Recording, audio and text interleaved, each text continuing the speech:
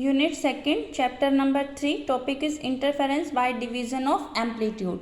What do you mean by division of amplitude? हम ये study करेंगे इस चैप्टर में. लास्ट चैप्टर में हमने पढ़ा था डिवीजन ऑफ वेव फ्रंट. तो डिवीजन ऑफ वेव फ्रंट क्या था? In this coherent sources are obtained when a spherical wave coming from a pinhole was allowed to fall on two pinholes, and spherical waves coming from these two pinholes produced the interference pattern. तो last chapter में हमने पढ़ा था Fresnel, बायप्रिज्म, Lloyd mirror. इसमें हमने क्या देखा था कि जो कोहेरेंट सोर्सेज हैं वो ऑब्टेन हो रहे थे सिंगल सोर्स से, मतलब इसके अंदर जो वेव फ्रंट है वो डिवाइड हो रही थी और वो जो टू पार्ट्स थे इंटरफेयर करके आपस में इंटरफेरेंस पैटर्न प्रोड्यूस कर रहे थे. नेक्स्ट है division of amplitude. In this case coherent sources are obtained when a plane wave is allowed to fall on the face of a thin film of a transparent material. Wave is partially reflected from the upper surface and partially transmitted. The transmitted wave falls on the second face of the film and once again it is partially reflected and partially transmitted. Thus a number of coherent beams are produced on both sides of film by division of amplitude. इसमें क्या होगा कि जब हम इसमें एक transparent film लेंगे और उस पर लाइट इंसिडेंट कराएंगे तो उसका कुछ पार्ट रिफ्लेक्ट हो जाएगा और कुछ पार्ट ट्रांसमिट हो जाएगा, और जो लाइट ट्रांसमिट हुई है फर्दर वो लोअर सरफेस से थिन फिल्म के फिर से रिफ्लेक्ट होगी और ट्रांसमिटेड होगी. तो जो रिफ्लेक्टेड लाइट है और जो ट्रांसमिटेड लाइट है वो क्या करेंगी, इंटरफेयर करेंगी. जैसे अपर पार्ट से जो लाइट रिफ्लेक्ट हुई और जो लोअर पार्ट से रिफ्लेक्ट हुई ये आपस में इंटरफेयर करके एक पैटर्न देंगी, और ट्रांसमिट हुई जो लाइट वो आपस में इंटरफेयर करके इंटरफेरेंस पैटर्न देंगी.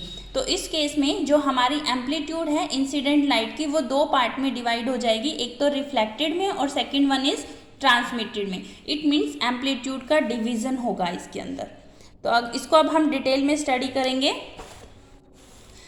टॉपिक है interference of light in thin films. ये देखो, ये है हमारे पास एक शीट, थिन ट्रांसपेरेंट शीट जिसकी थिकनेस कितनी दे रखी है, टी, स्मॉल टी से हमने दिखाया हुआ है. ये है हमारे पास इंसिडेंट लाइट ए बी, ये हमने नॉर्मल दिखाया हुआ है. इंसिडेंट लाइट और नॉर्मल के बीच में एंगल ऑफ इंसिडेंस है आई. तो यहाँ पर जब ये लाइट इंसिडेंट होगी तो इसका कुछ पार्ट तो रिफ्लेक्ट हो जाएगा. देखो ये पार्ट रिफ्लेक्ट हो रहा है और कुछ पार्ट इसका ट्रांसमिट हो जाएगा. तो ये हमारे पास नॉर्मल है जो रिफ्लेक्ट होगी, तो ये एंगल भी क्या होगा, आई, क्योंकि हमने पढ़ा है angle of incidence and angle of reflection जो होते हैं वो इक्वल होते हैं. ये है ट्रांसमिटेड लाइट, तो ये एंगल दिखा दिया आर, एंगल ऑफ रिफ्रैक्शन. ये हमारे पास रेयरर मीडियम है, ये डेंसर मीडियम है. डेंसर मीडियम का रिफ्रैक्टिव इंडेक्स है म्यू. तो ये जब लाइट रेयरर से डेंसर जा रही है then it bends towards the normal, इस साइड वो बेंड कर जाएगी अलोंग बी सी. अब दोबारा से फर्दर देखेंगे हम, ये लाइट इंसिडेंट हो रही है इसके लोअर सरफेस पर, ये क्या है इसका नॉर्मल, ये एंगल आर है, तो ये एंगल भी क्या होगा आर. यहाँ से फर्दर क्या होगा, ट्रांसमिटेड होगी और रिफ्लेक्टेड होगी लाइट. तो ये इंसिडेंट लाइट है, ये फर्दर क्या हो जाएगी, यहाँ से रिफ्लेक्ट होगी, तो ये दोनों एंगल क्या होंगे, सेम. ये आर है तो ये भी आर होगा और कुछ पार्ट इसका क्या हो जाएगा, ट्रांसमिट. डेंसर से रेयर जा रही है then it bends away from normal. ये हमने पीछे केस किया हुआ है, एंगल ऑफ इंसिडेंस और एंगल ऑफ इमर्जेंस इक्वल होते हैं, तो ये अगर आई है तो ये भी क्या होगा, आई होगा. आगे हम देखते हैं, ये लाइट यहाँ पर क्या हुई थी, रिफ्लेक्ट हुई थी. फर्दर यहाँ पर ये हमने नॉर्मल किया है, नॉर्मल खींचा, इसके बाद ये क्या है, ये एंगल आर है तो ये एंगल आर होगा. ये इंसिडेंट लाइट है, फर्दर ये रिफ्लेक्ट होगी और ट्रांसमिट हो गई, ये यहाँ पर ट्रांसमिट हो रही है. ये एंगल कितना हो जाएगा आर, ये एंगल आर, यहाँ से ये एंगल कितना हो जाएगा आई. यहाँ पे देखो ये दोनों पैरेलल रेज हैं, यहाँ पर लाइन कट कर रही है. ये एंगल जो है ये दोनों भी आपस में क्या होंगे, इक्वल, क्योंकि ये देखो यहाँ से ये एंगल आर है तो ये एंगल आई होगा. ये एंगल आर से इंसिडेंट हो रही है तो ये एंगल कितना बनेगा, आई. फर्दर यहाँ पर देखेंगे, ये हमारे पास क्या थी, रिफ्लेक्टेड लाइट, यहाँ पर नॉर्मल इंसिडेंस किया, ये एंगल आर है तो ये भी आर होगा और ये यहाँ पर बेंड हो जाएगी, ये एंगल आई होगा. तो रिफ्लेक्टेड लाइट अगर हम बात करें तो हमारे पास रिफ्लेक्टेड लाइट कौन सी है, B Q and D R. B Q and D R ये आपस में इंटरफेयर करेंगे और इंटरफेरेंस पैटर्न प्रोड्यूस करेंगे। अब हमें पता होना चाहिए कि ये इंटरफेयर करके इंटरफेरेंस पैटर्न देंगी तो ब्राइट फ्रिंज बनेगी या डार्क बनेगी, ये कंडीशन पे डिपेंड करती है, और वो हम निकालेंगे पाथ डिफरेंस से। तो पाथ डिफरेंस के लिए हमने यहाँ से डी से इस बी क्यू पर एक परपेंडिकुलर डाल देते हैं। अब परपेंडिकुलर डालेंगे तो हम देखते हैं कि D R and N Q इनका तो कॉमन पाथ है, इनके बीच में कोई भी पाथ डिफरेंस नहीं है। सिमिलरली जब लाइट हमारी यहाँ से बी क्यू जा रही है, डी आर जा रही है, तो ए बी तक भी इनका कॉमन पाथ है, क्योंकि यही इंसिडेंट लाइट है, यहाँ से इनका कॉमन पाथ है। तो जो एक्स्ट्रा पाथ ट्रैवल किया इन्होंने, देखो ये यहाँ से कॉमन पाथ हो गया, ये कॉमन पाथ हो गया, तो एक्स्ट्रा पाथ जो ट्रैवल किया मतलब दिस एंड दिस, तो पाथ डिफरेंस कितना हो जाएगा, B C plus C D minus में बी एन। तो पाथ डिफरेंस हो जाएगा B C plus C D in film, ये तो हमारी ट्रांसपेरेंट फिल्म के अंदर हो गया, माइनस में बी एन इन एयर। तो जो पाथ डिफरेंस है डेल्टा वो किसके इक्वल आ जाएगा, B C plus C D into में म्यू माइनस में बी एन। अब अगर हम ये वैल्यू निकालना चाहें B C C D B N की, तो हम किस तरह से फाइंड आउट करेंगे वो देखते हैं। अब हम बी सी देखते हैं, तो बी सी हमारे पास कहाँ है, ये है बी सी, तो हम यहाँ पर ये ट्रायंगल कंसीडर कर लेते हैं बी सी एम। जब हम इस ट्रायंगल को कंसीडर करेंगे और हमें देखो ये एंगल आर गिवन है और टी गिवन है, जो भी हम फाइंड आउट करेंगे इसके टर्म्स में फाइंड आउट करेंगे, मतलब हमें ये वैल्यू गिवन है और ये आर गिवन है, हमें निकालना क्या है, बी सी। तो आपको पता है ये जो हो गया आर, इसके सामने ये हो गया परपेंडिकुलर, ये परपेंडिकुलर हो गया, तो यहाँ से बेस ओवर हाइपोटेन्यूज क्या होगा, कोस, तो बेस मतलब C M over B C, cos हो गया, तो B C over T, B C over T किसके इक्वल आ जाएगा, 1 ओवर कोस आर के, तो बी सी किसके इक्वल आ जाएगा, T divide by cos are, और बी सी और सी डी दोनों आपस में इक्वल होंगे, इसको भी निकालेंगे, तो आर ये इसके सामने परपेंडिकुलर हो गया, ये गिवन है, this side divide by this side is cos are, तो अपोजिट करेंगे तो 1 डिवाइड बाय कोस आर, तो T divide by cos are. अब यहाँ से इसके अंदर भी वैल्यू पुट कर सकते हैं, तो ये हो जाएगा 2 mu T divide by cos are, जो आगे हम देखेंगे। अब क्या निकालना बाकी रह गया, बी एन। बी एन देखो किधर से फाइंड आउट कर सकते हैं हम, B N where is N, here is N, B N, तो यहाँ पर ये हो गया परपेंडिकुलर, यहाँ पर देखो और क्या गिवन है हमें, यहाँ से बी डी हम बी एम और एम डी हम फाइंड आउट कर चुके हैं, तो बी डी निकालेंगे तो वो किसके इक्वल हो जाएगा, 2 बी एम के।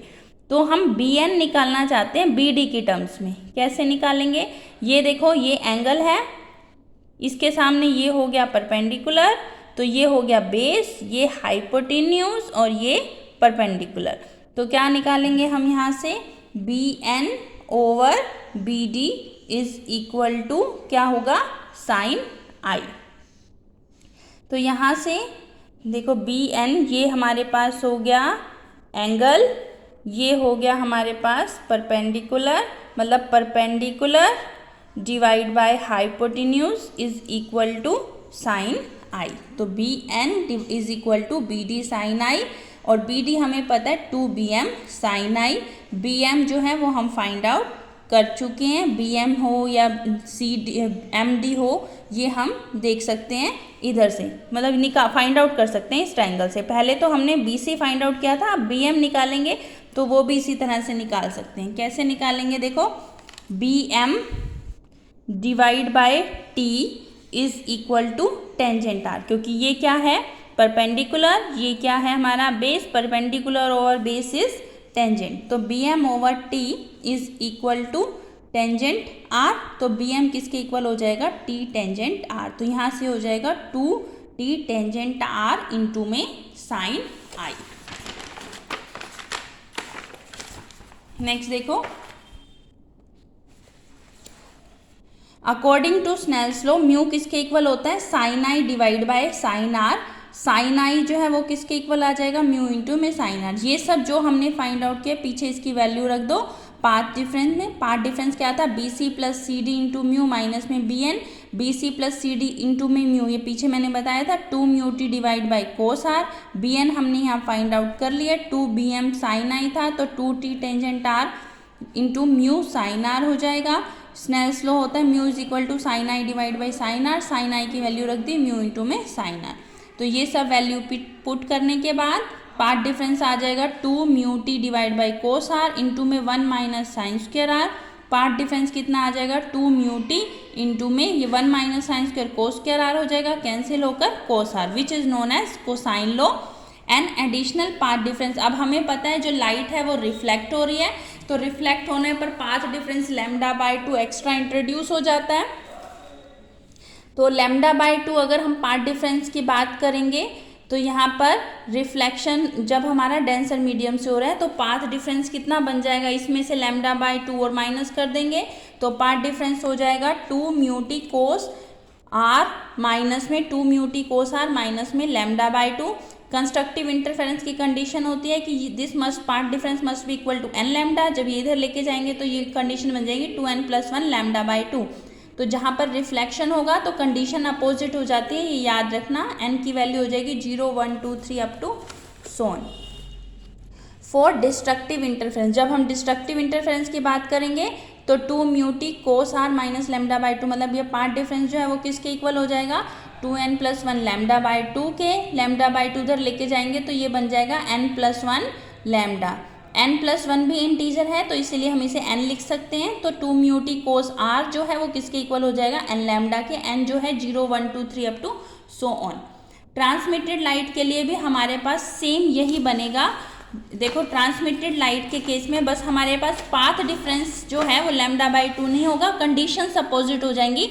बाकी जब आप फाइंड आउट करोगे तो वो सेम फाइंड आउट करोगे। देखो ये क्या है हमारे पास ट्रांसमिटेड रे, ये सेम पाथ ट्रैवल कर रही है बियॉन्ड HF के बाद ये सेम पाथ ट्रैवल कर रही है।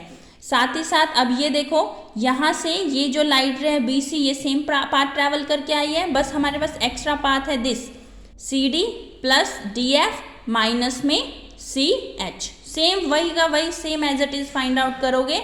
ये देखो ये पहले अब ये था, अभी ये है और पहले ये वाला था, यही सेम परपेंडिकुलर था। तो इस तरह से आप इसे फाइंड आउट कर सकते